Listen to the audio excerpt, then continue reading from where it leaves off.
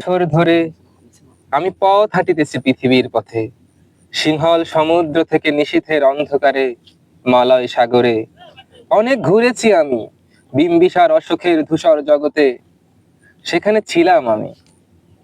আর দূর অন্ধকারে বিদর্ভ নগরে আমি ক্লান্ত প্রাণ এক, চারিদিকে জীবনের সমুদ্র সফেন, আমার দুদণ্ড শান্তি দিয়েছিল নাটোরের বনলতা সেন।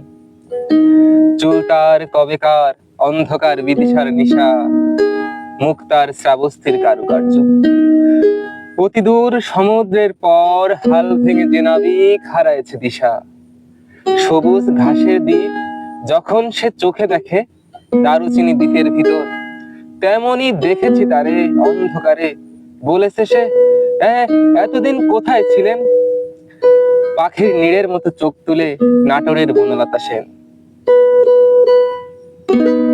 সমস্ত দিনের শেষে শিশিরের শব্দের মতো সন্ধ্যা আসে, ডানায় রৌদ্রের গন্ধ মুছে ফেলে চিল, পৃথিবীর সব রং নিভে গেলে পাণ্ডুলিপি করে আয়োজন, তখন গল্পের তরে জোনাকির রঙে ঝিলমিল, সব পাখি ঘরে আসে, সব নদী ফুরায়, এ জীবনের সব লেনদেন, থাকে শুধু অন্ধকার, মুখোমুখি বসিবার বনলতা সেন।